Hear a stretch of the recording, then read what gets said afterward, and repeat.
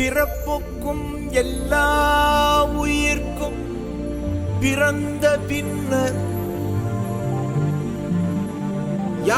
செம்மொழி எதை மட்டும்தான் சொல்ல முடியும்னு சொல்லியிருக்கோம். தமிழ் மொழியை மட்டும்தான் சொல்ல முடியும். இப்ப நம்ம போர்ட்ல வரைஞ்சிருக்கதே பார்த்தோம்னா இந்த டிசைனை பார்த்தா எந்த மாதிரி உங்களுக்கு தோணும்? இந்த வரைஞ்சிருக்கோம் இல்லையா, அன்று என்னது இசை இசை இல்லையா? நம்ம இசை பண்ணும்போது என்ன பண்ணுவாங்க, எல்லா இடத்துலையும் அடையாளம் வந்து ஒரு அறிகுறி போடுவாங்க, குறி போடுவாங்க இல்லையா? அப்ப இந்த மாதிரி தான் போடுவாங்க. அந்த மியூசிக் சிம்பிள் வந்து எப்படி தான் போடுவாங்க தெரியுதா? அப்ப இங்க என்ன வந்துச்சு, தமிழ் வந்துச்சா? அந்த பக்கம் பாருங்க, ஒரே இதுதான்.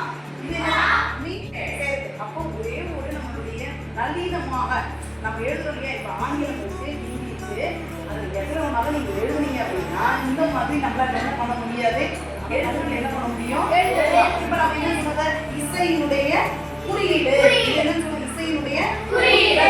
அப்ப இப்ப இந்த எழுத்துக்களை நம்ம என்ன சொல்லுவோம், புத்தகத்துல நம்ம படிக்கிறோம் இல்லையா? ஒரு ஒரு எழுத்தா படிக்கிறோம் இல்லையா? அது பேர் என்ன சொல்லுவோம், இயல். இயல்னா எழுத்துக்கள். சரி, இப்ப இந்த எழுத்துக்கள் வந்து இப்ப செய்யுள்ல எழுத்துக்களா இருக்கு. அதை நம்ம என்ன பண்ணலாம், செய்யுள் இருக்குதா, இப்போ அன்புக்கும் முண்டோ அடைக்கும் தாழ் அப்படின்னு நம்ம வந்து எழுத்துக்களா படிக்கிறோம். சரியா? ஆனா அதை நம்ம திரும்ப என்ன இல்ல வார்த்தையா இருக்க நம்ம எதுவும் மாற்றலாம், வாக்கியமா மாற்ற முடியுது. அப்புறம் உங்களுக்கு ஈஸியா மனசுல பதியணும் அப்படின்னா என்ன பண்ணலாம், இப்போ செய்யுள் பகுதி அது ஈஸியா மனசுல பதியணும்னா என்ன பண்ணலாம், பாடலாம் படிக்கலாம். அப்படிதானே? ஈஸியா படிக்கணும் அப்படின்னா பாடலா படிக்கிறது சுலபமா இருக்குமா, இல்ல வார்த்தையா படிக்கிறது சுலபமா இருக்குமா? அப்போ இயல் என்ன சொல்லிருக்கோம், எழுத்துக்கள். இப்ப அது மனதுல பதியணும் அப்படின்னா நம்ம என்ன மாத்திக்கணும், வந்து நம்ம வந்து எல்லாருக்கும் முன்னாடி நம்ம நடிச்சு காட்டணும்னா என்ன பண்ணுவோம், அந்த செய்யல நம்ம நடிச்சு காட்டணும். போன வருஷம் நீங்க 7வது படிக்கும் பொழுது ஒரு டிராமா உங்களுக்கு சொல்லி கொடுத்தேன், ஞாபகம் இருக்கா?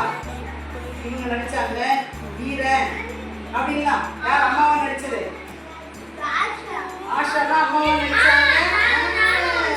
அப்ப எதை நான் உங்களுக்கு சொல்லி கொடுத்தேன், செய்யுள் அப்படியே சொல்லி கொடுத்தோம். முதல்ல அதை வாசிக்க கத்துக்கிட்டோமா, அப்ப அது இயலா இருந்தது. அப்புறம் அதை பாட்டா பாடும்போது என்னவா மாறிச்சு, ஒரே ஒரு செய்யுள் பகுதி தான், ஆனா அது என்னவா மாறிச்சு, இயலாவும் இருந்துச்சு, இசையாவும் மாற முடிஞ்சிச்சு, என்ன தலைப்பு ஞாபகம் இருக்கு உங்களுக்கு?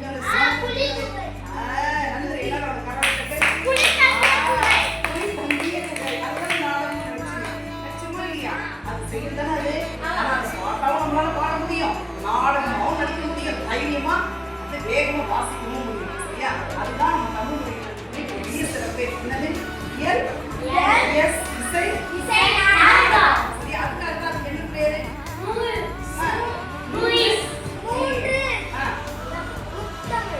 நன்று.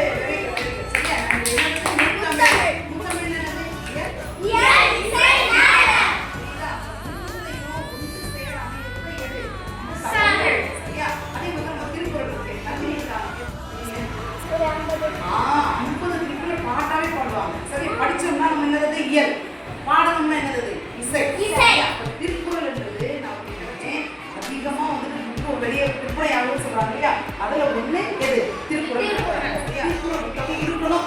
சரியா? நம்ம புத்தகத்துல பார்த்தீங்கன்னு வச்சுக்கோங்களேன், என்ன இருக்கும், திருக்குறள் கட்டாயம் இருக்கும். சரியா? திருக்குறளுக்கு இன்னொரு பேர்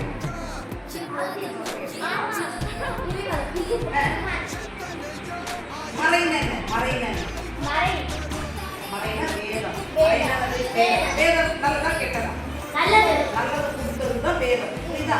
இப்ப வேதம் அப்படின்னு சொல்றது உலக பொது மன ஏற்றுக்கொள்ளக்கூடிய ஒரு வேதம், எல்லாரும் ஏற்றுக்கொள்ளக்கூடிய உலக பொது மன. எது, திருக்குறள். திருக்குறள் கிடைச்சது நமக்கு பெரிய அதிர்ஷ்டம். சரியா? திருக்குறள் வந்து நம்ம தமிழுக்கு கிடைச்ச ஒரு மிக சிறப்பான. சரியா? நம்ம அந்த கேள்வி விளையாடுறது பாய் இல்லையா, அது என்ன எழுத்துக்கள், எழுத்துக்கள். என்ன எழுத்துக்கள், எழுத்துக்கள். சரியா? சரி, எனக்கு ஒரு வழி கீழே விழுந்துட்டேன், அப்ப உடனே என்ன எழுத்து, அடுத்தது பயத்துக்கு என்ன எழுத்து சொன்னீங்க, ஐ